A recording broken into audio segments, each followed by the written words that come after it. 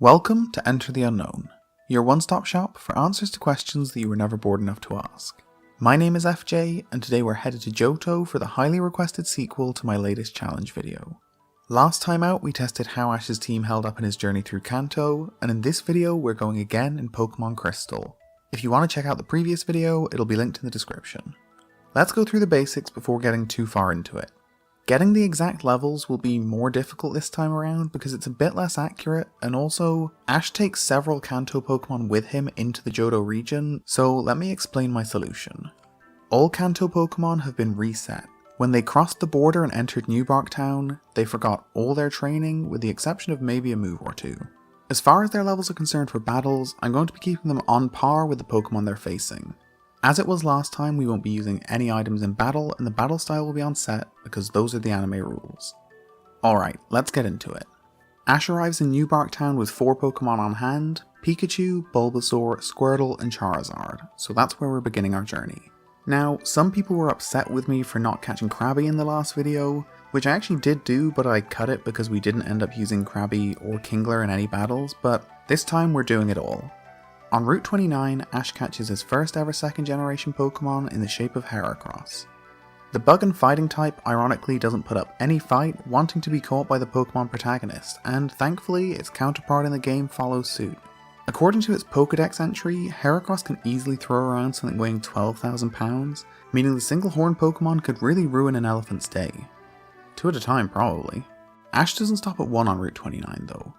He's keen to give his team more of a Johto feel early on, and once again a Pokemon chooses him more than him actively pursuing the catch. Chikorita chases Ash down so she can join his party after he rescues her from Team Rocket. With a Johto Grass starter added to our lineup, it's time for our first gym battle. In fighting Flyer with Fire, Ash takes on Falkner in the Violet City gym. His team of choice features Chikorita, Pikachu, and Charizard. Let's start with the Grass type. By this point in the anime, she'd only used Vine Whip and Razor Leaf, so getting her up to level 8 where she learns the latter seemed about right.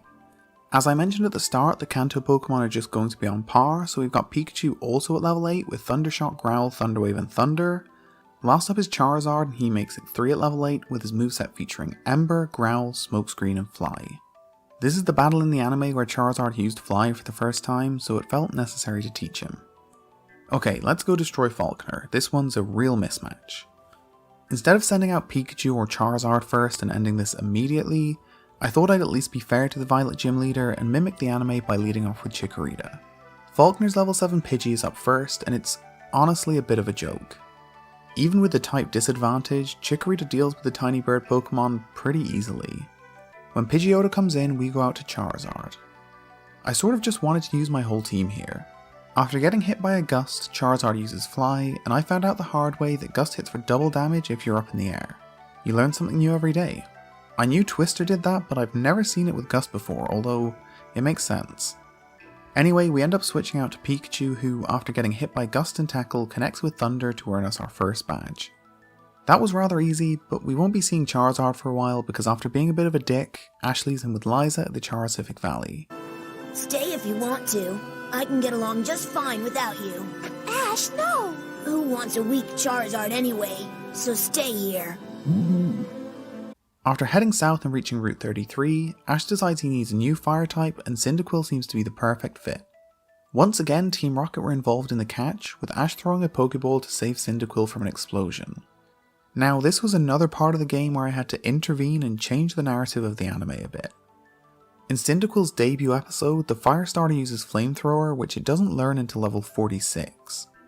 Instead of catching a Cyndaquil who's higher level than some of the champions Pokemon, I decided to catch one at an appropriate level for the area and just have him learn Fire Blast. Now, I know Fire Blast isn't Flamethrower, but you can't get a TM for Flamethrower, and it's a trade-off of accuracy for power that I think makes the two moves more or less the same. I know some people won't be happy with this, but believe me, this will be more interesting than going through the game with like a level 80 Pikachu and a level 50 Cyndaquil. I had to use my best judgment with this challenge and I think this makes the most sense. With that out of the way, let's keep it going and visit the Azalea Gym. For his battle with Bugsy, Ash decided to use Chikorita, Pikachu and Cyndaquil. For this run, if the moves didn't give me any major clues, then I tried to stay under level to keep things interesting. As a result, we've got Cyndaquil at level 11 with Tackle, Leer, Smokescreen and Fire Blast. Chikorita's level 12 with Tackle, Growl, Razor Leaf and Reflect. At this point, Ash's Chikorita had only used Tackle, Vine Whip and Razor Leaf, so we don't have much info. Finally, we've got Pikachu at level 15 with Quick Attack, Double Team, Thunder Wave and Thunder. For the early gyms, I was just getting Pikachu up to the average level of the gym leader's team, so that's why she's at 15. Also, I know Pikachu and Chikorita's genders are reversed from the anime. It doesn't make any difference to the run though, so let's move on and get into the battle. Bugsy leads off with Metapod and we start with Cyndaquil. One Fire Blast turns Metapod into Fertilizer, and I really feel like people are going to hate that I gave him that move. When Scyther comes in, we switch out to Pikachu, and after paralysing the Bug Flying type, we get off a Thunder that almost knocks him out. He just about survives though and KOs Pikachu with a Fury Cutter.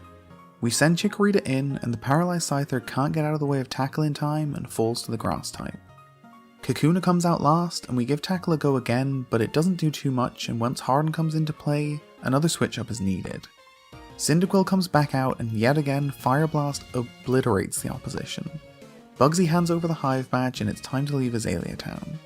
At this point we have to say goodbye to Heracross, who's sent to Professor Oak's lab, and Squirtle, who rejoins the Squirtle Squad. With 2 spaces opened up in the party, you know what that means. On Route 34, Ash finds a Totodile, and as he's now lacking a water type, decides that it'll be a perfect replacement for Squirtle. In the anime, Misty's also keen on the starter, and they both throw lure balls at the same time, one of which catches it. They battle to decide who gets it, but we don't have to go through all that.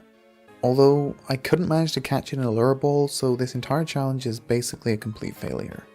It's about to get even worse though. In Ilex Forest, Ash meets a shiny Noctowl, and after battling it with Pikachu, he adds the flying type to his team.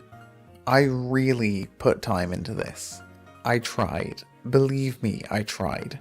I think I've used up all my shiny luck for this channel though.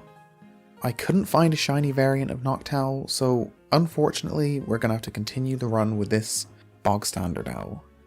Whitney's our next opponent, and it turns out Ash had just as many problems with her as every kid who started their journey in 2nd gen. Miltank's rollout destroys Ash so badly that in the rematch Whitney lets Ash use 3 Pokemon against just her ace. The trio he ends up choosing is made up of Cyndaquil, Pikachu and Totodile. Luckily we have a few more clues about level this time around. Cyndaquil hadn't used Quick Attack by this point in the anime, so seeing as he learns that at level 19, it seems safe to have him at 18. Pikachu's at 19 because again, that's the average level of Whitney's team. Lastly, we've got Totodile at level 20 with the moves Scratch, Leer, Bite and Water Gun. Aside from Leer, those are the exact moves that Totodile had used by this episode, and seeing as he learns Bite at 20, this level seems about right. Okay, time for the Goldenrod gym battle. Just to be faithful to the anime, we made sure to get absolutely annihilated by Miltank on our first run through. She didn't even really need rollout. She just stomped Cyndaquil, Pikachu and Totodile into unconsciousness, which is pretty understandable. A cow fully stepping on a mouse with all of its weight probably should be enough to knock it out. At least. Anyway, let's try this again. As always, Whitney leads off with her Clefairy, and we start out with Cyndaquil. In all my years of playing this game, I don't think I've ever struggled against Clefairy, and this was no different. The fairy Pokemon goes down without dealing any damage, and then it's just the small matter of knocking out Miltank. Immediately, 2 collisions from Rollout knock out Cyndaquil after he misses a Fire Blast. We send in Pikachu next, and she just about survives the 3rd hit of Rollout before paralysing Miltank with Thunder Wave. After Pikachu connects with Thunder, Miltank's streak is broken when she misses a Rollout. Then, the Pokemon mascot scores a critical hit with Thunder, knocking out Miltank and earning us the win. With the 3rd badge added to our case, we can get past Sudowoodo and head to Ecruteak. When we arrive in Ecruteak City, we need to take on Kimono Girl Mickey. She's known as Satsuki in the anime, but it's the same character, and Ash does take her on in a one-on-one battle in the episode Trouble's Brewing. The matchup sees Pikachu facing off against Jolteon, and as always, it's interrupted by Team Rocket. They don't feature in our battle, but we do at least get the same outcome as the anime by knocking out Jolteon. Okay, onto the gym. The team Ash uses for his 3-on-3 battle against Morty is made up of Noctowl, Pikachu and Cyndaquil. This is going to be another one where we have to ignore the moves used in the anime. I'll get to that in a second though. Let's start with Cyndaquil. In this battle, Ash's Cyndaquil used Quick Attack and Swift for the first time, so we've added both moves to his moveset. Cyndaquil naturally learns Swift at level 36, but it's a TM you acquire early on, so we can just make the leap in logic that Ash used that instead. Seeing as he learns Quick Attack at level 19 and this is the first time we get to see it, I think there's every chance he was still around the early 20s. Moving on, we've got Pikachu at level 22 with the same moves as ever, a little below the gym leader's average, but it's close enough. By this point in the anime, Tackle, Hypnosis, Foresight and Peck were all regular moves for Ash's Noctowl, but once again we're going to have to overrule the anime to keep this interesting. In the episode where Ash battles Morty, Noctowl used Confusion for the first time, but in the game Noctowl doesn't learn it until level 41. That's probably overkill to face off against a gym leader whose ace is at level 25. Instead, we've just got him up to level 22 like the others. Hopefully that works for everyone. Okay, let's give this a try. Morty leads off with Ghastly and we send in Cyndaquil first. After a missed Fire Blast, Ghastly uses Curse, cutting away half of his own HP but putting a curse on the Fire Mouse Pokemon. We switch out to Noctowl to get rid of it and then take out Ghastly with a couple of Peck attacks. We call Cyndaquil back in when Morty sends out Haunter, and once again his hatred of mice shines through as he goes for Curse. That ends up backfiring when Fire Blast knocks out Haunter before the curse can even take hold. When Gengar is sent out, we recall Cyndaquil and put Noctowl back in, predicting Shadow Ball. Unfortunately, Morty outplays us and goes for Hypnosis, which puts Noctowl to sleep. As we know Dream Eater is coming next, we switch out to Pikachu to avoid the attack. Gengar follows up by missing a second Hypnosis and we land a Thunder Wave. The ensuing Thunder attack cuts away almost half of Gengar's HP, but Hypnosis puts Pikachu to sleep. Once again we can swap out for free knowing Dream Eater's up next. When Cyndaquil comes in, Gengar is stuck in place thanks to Paralysis. Fire Blast knocks the Ghost into red health, but Hypnosis lands again and now our whole team is asleep. Not exactly ideal against a Pokemon with Dream Eater. The first attack one-shots Cyndaquil and gets Gengar back into green HP. We bring in Pikachu and once again Dream Eater is a one-hit KO. This really isn't good. Noctowl is really up against it, but this is sort of how things went in the anime, so kind of accurate so far. Another Dream Eater lands, and although it doesn't knock out Noctowl, Gengar is now at full health. The next turn is a wash because Gengar is fully paralysed, but on the following turn Noctowl stays asleep and gets hit by Dream Eater again. Finally, Noctowl awakens and lands a Peck, but we're still a long way from safety. In what is one of the most miraculous sequence of events that I've ever experienced in a Pokemon game, Noctowl was able to connect with Peck over and over again while Gengar jumped back and forth between missing Hypnosis and being fully paralysed. Eventually, after many turns in an absolutely massive upset, Noctowl takes down Gengar and makes it a one-on-one. When Morty's final Haunter comes in, Noctowl puts him to sleep and proceeds to hit another 4 Pecks on the sleeping Ghost, knocking him out and earning us the win. Completely heroic. Who needs a shiny? With half of our badge case filled, we can leave at Critique City and make our way to Olivine. Before reaching the port city though, we have something important to take care of. By taking down a wild Miltank, Chikorita reaches level 21 and evolves into Bayleaf. That's the only notable happening for Ash before he meets Jasmine in Olivine, but unfortunately she's not ready for a gym battle. She's caring for the sick Ampharos in the lighthouse and sends Ash to Cianwood to pick up medicine. Once we cross the sea and collect the secret potion, we send it back to Jasmine. Before heading back to Olivine though, Ash finds out about the Cianwood City Gym and challenges Chuck to a battle. For the fighting type gym, Ash chooses to use Bayleaf and Pikachu in what may be one of his best selections ever. Here's where we're at heading into the gym battle. Bayleaf's at level 31 with Body Slam, Synthesis, Razor Leaf and Strength. A few episodes prior to taking on Chuck in the Cianwood gym, Bayleaf used Body Slam for the first time, and seeing as that move is learned at level 31, this was an easy one to place. Strength is necessary to reach Chuck, which is why that's in his moveset too. Once again, Pikachu sitting at the average level of the gym leader's team, with the only major difference from last time being Thunderbolt instead of Thunder. Right, let's do this. Bayleaf and Primeape begin the gym battle, and all the fighting type manages to do is get off a single Leer. Bayleaf tears through him with Body Slam and finishes him off with a Razor Leaf. Poliwrath comes in and another Razor Leaf cuts away almost half of his HP before he misses a Hypnosis. Razor Leaf then knocks him into red health, and when he can't connect with Dynamic Punch, the battle is as good as done. I wanted to use both team members though, so I switched into Pikachu. She immediately gets put to sleep, and when we bring Bayleaf back in, Dynamic Punch connects to cut away half of his health and confuse him. I probably should have just knocked out Poliwrath when I had the chance. Luckily, Bayleaf breaks through confusion and hits a final Razor Leaf to knock out the water fighting type and give us the win. That was probably dumber than anything Ash has ever done. Anyway, we got over the line in the end, and now that Ampharos is fit and healthy in the lighthouse, we can take on Jasmine in the Olivine Gym. Ash chooses Pikachu and Cyndaquil for his face-off with Jasmine, which is once again a pretty decent choice. Ash is really growing now. Unfortunately, I think I'm regressing. Anyway, once again, I've leveled Pikachu up to the average and her moveset's unchanged, but with Cyndaquil we're not in a great place. The fire type hadn't learned Flame Wheel yet, so I just tried to stay under level 27. That made this battle incredibly difficult. Like I said, I think I'm regressing. Anyway, let's get into it. In a slow and confusing battle, Pikachu struggles her way past Jasmine's 2 Magnemites using only electric type moves. When all is said and done though, the electric mouse is paralysed and low on health. When Steelix comes out, the only real choice we have is to go for quick attack and accept our fate. The speedy hit does manage to overcome Pikachu's paralysis, but one thunk sound effect later, Steelix's HP has barely changed. The spiked steel snake cracks Pikachu with an Iron Tail, knocking her out and making it a one-on-one. When Cyndaquil comes in, he lands a Fire Blast that turns out to be a one-shot critical hit.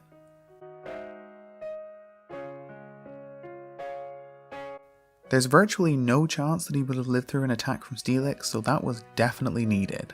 This one actually took a ridiculous number of tries, but this is a challenge after all, so I wanted to see if I could get through it like this. Okay, now it's time to lose another team member. Ash sends Bulbasaur to Professor Oak's lab to ease tension between the grass and water type Pokemon there, and once he's done they decide together that he should stay. Honestly, most of you probably forgot that I even had him with me. But you know what that means. When one door closes, another door opens. Not really, that doesn't actually make any sense, but it's fitting here. After winning the Extreme Pokemon race, Ash gets an egg from the daycare, and when on Route 42, that egg hatches. I probably didn't need to go to the effort of actually hatching it where it did in the anime, but I did anyway. Putting way too much effort into entirely the wrong things is kind of a signature of my videos.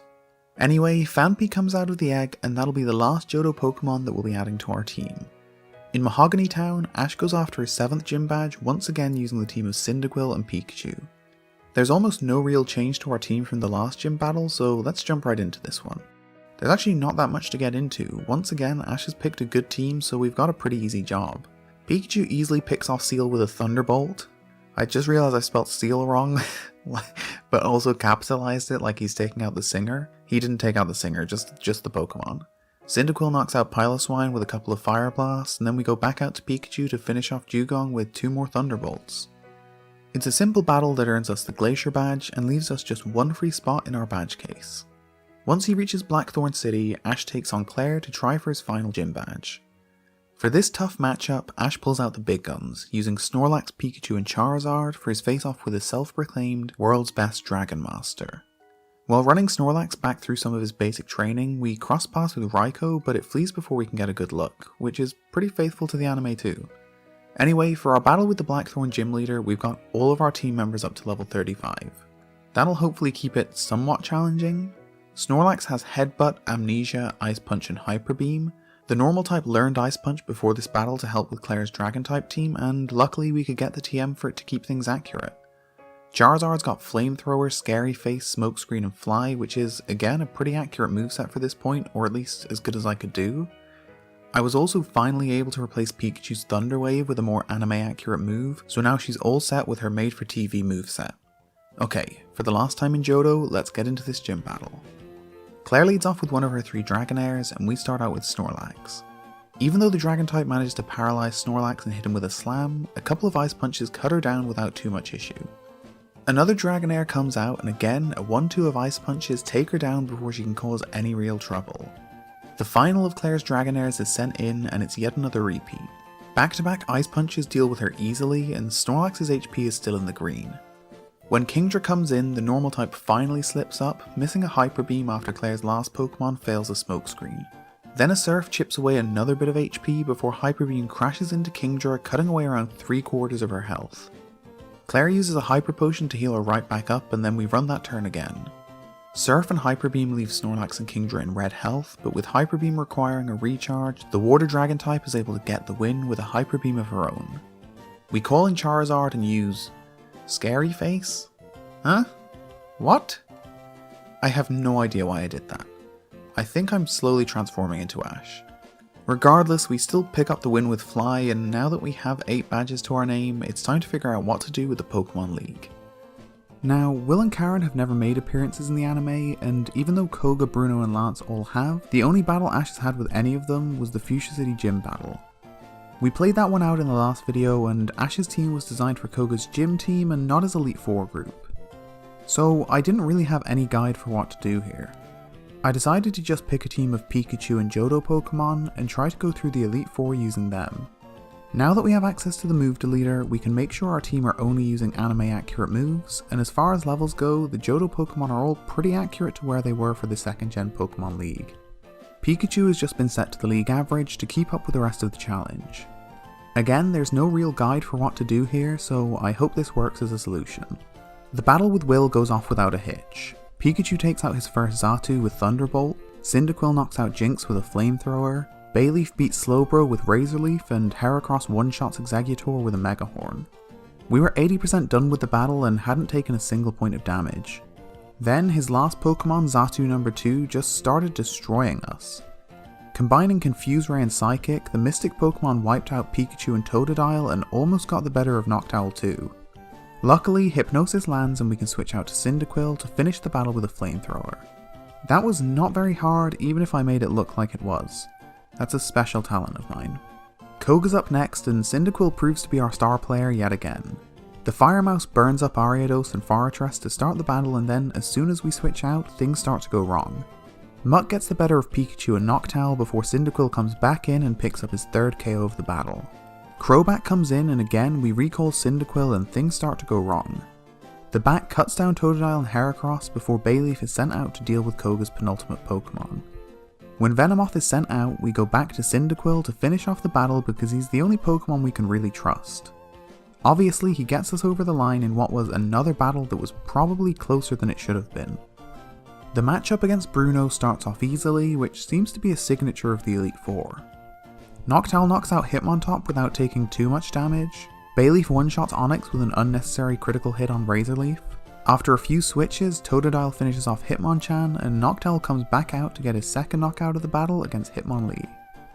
Then Bruno's Machamp is sent out, and even though he's put to sleep and almost knocked out with confusion, a Max Potion ruins all of Noctowl's hard work. The disappointingly shineless Owl gets the Grappler back into red health, but he wakes up in time to hit Rock Slide and score a knockout. Cyndaquil comes in and a quick attack leaves Machamp with only a sliver of health remaining, but once again Rock Slide picks up another win. Pikachu's quick attack finally eliminates the fighting type and gives us the win over Bruno, leaving only one Elite Four member. Karen's first 2 Pokemon make just as much impact as Will's, Koga's and Bruno's. Heracross absolutely annihilates Umbreon and Vileplume with a couple of Mega Horns. Gengar does a little better, managing to get off a Destiny Bond to knock out Totodile when she goes down. Murkrow doesn't do anything of note, going down to Cyndaquil's Flamethrower and leaving Karen with only one. With no super effective moves to hit her with though, Houndoom poses a serious threat. Karen's ace knocks out Pikachu, Noctowl, Bayleaf and Cyndaquil, taking the battle down to a 1-on-1. Luckily, Heracross comes in and knocks out the Demon Dog with Takedown. I feel like my general incompetence has made these battles very accurate to the anime, with most of them coming right down to the wire. Anyway, with the Elite Four defeated, only Lance remains, so let's take on the real challenge of the Pokemon League. Gyarados is up first for the Dragon Master, and this is the only part of the battle that's going to be easy. With his quad weakness to electric type moves, a single Thunderbolt one-shots him and gives us the advantage. When Dragonite comes in, we get off 2 more Thunderbolts, while the vision impaired dragon can't connect with Hyper Beam. Not wanting to ride our luck too far, we recall Pikachu and send in Bayleaf. He gets hit by Hyper Beam on switch in, but manages to live through it and knock out Dragonite with 2 body slams while he's recharging. Lance's 2nd Dragonite comes in and Bayleaf manages to paralyze him with Body Slam before going down to a Blizzard. We choose Heracross next and he manages to get the better of the paralyzed dragon type with a couple of takedowns. This is going shockingly well. Aerodactyl's up next for Lance and we get a bit lucky when we switch into Noctowl. The prehistoric Pokemon misses a Rock Slide and we connect with Hypnosis to put him to sleep. We switch out to Pikachu knowing she can do some real damage and end up knocking Aerodactyl out in 2 hits. That leaves Lance with only 2, and when his level 50 Dragonite comes in, we switch back out to Noctowl. A single Hyper Beam obliterates the bird and forces us into Heracross. While Dragonite's recharging, the bug fighting type gets off a Mega Horn and a takedown to cut him down to a tiny sliver of health. Frustratingly, Lance uses a full restore to heal him back up, but it doesn't make any real difference in the end. Before long, Heracross gets the better of him and makes it a 4-on-1.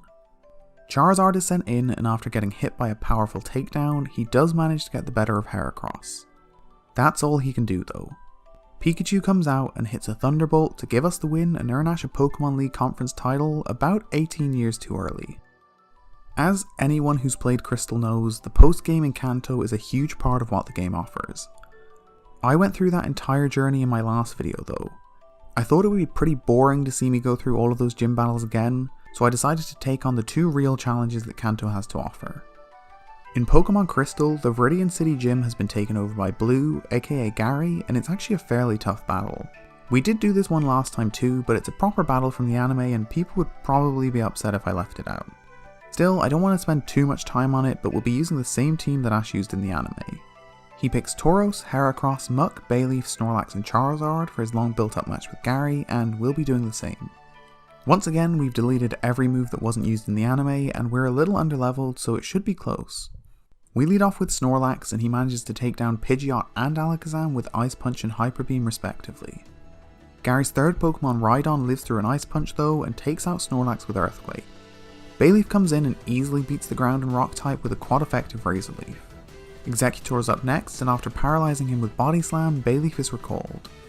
We bring in Charizard, and one Flamethrower destroys the three-headed coconut monster. Gary's penultimate Pokemon is Gyarados, and Charizard, Tauros and Heracross combine to knock him out and take the Viridian Gym Leader down to 1. When Arcanine comes in though, he just tears through our team using a little help from full restores. Eventually we're down to just Bayleaf, Heracross and Muck, all of whom are around half health, with Bayleaf and Heracross both weak to fire. We choose to send in Muck, and from full health, a crit Sludge Bomb leaves Arcanine in red health and poisons him. Muck then lives through a Flamethrower, and the poison finishes off Arcanine and Gary. Just like the Elite Four, we breezed through the majority of the battle and then got absolutely destroyed by his final Pokemon. But with Blue down, that leaves just one battle remaining. After a bit of grinding, we head into Mount Silver with the team who conquered the Elite Four to face off against Red. This is sort of an idealist Ash team that he might have reached if his Pokemon evolved versus the Johto team that he actually built. This definitely didn't happen in the anime, just in case you were wondering. Again though, I think people would probably want me to include it.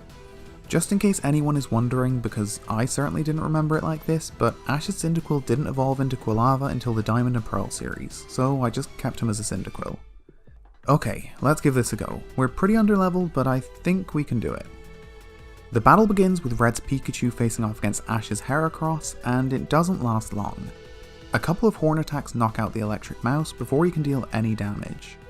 Venusaur comes out next and we switch into Noctowl. After getting hit by a solar beam, he uses Hypnosis to put the evolved grass starter to sleep. Then we bring in our MVP Cyndaquil, and a single Flamethrower knocks out Venusaur. Red sends in Espeon, and unfortunately our Cyndaquil can't survive through one Psychic. Noctowl does though, and again he uses Hypnosis to put one of Red's Pokemon to sleep. That's essentially his entire job here, and he is absolutely nailing it. We bring in Heracross, and his super effective Mega Horn one-shots the Psychic type. When Red calls Charizard into battle, we switch out to Noctowl once again, and after a wing attack and a fire spin, Noctowl's clinging to life on 1 HP, but before the fire can knock him out, he lands Hypnosis one last time. We bring in Pikachu, and after one Thunderbolt, Charizard wakes up and hits a Flamethrower that falls just short of knocking her out. That allows a second Thunderbolt, and I thought Red was down to 1 because I completely forgot about Snorlax. Unfortunately, the normal type was still alive and well, and he comes out next. After defeating Pikachu and getting slashed by Totodile, Snorlax uses Rest to heal himself up. We go into Heracross and he's hit by Snore, but a couple of Mega Horns knock out the sleeping Pokemon, and this time, Red really is down to 1. Blastoise is called out and gets the better of our weakened Heracross, but when Bayleaf comes in, he can't survive for long. 2 Razor Leafs finish off Blastoise and hand us the win. Red is forced to go through a portal because he's an ancient pharaoh or something. I don't really remember how this happened. But I do know that will do it. I know these videos aren't for everyone, and I really had to mix up the levels a bit for this to work. If you made it this far, I really hope you enjoyed. If I do go on to make this challenge for Hoenn, I'm going to attempt to go through using strictly moves from the anime, but I definitely need a short break before jumping into that. Anyway, thank you so much for watching, and I'll see you next time.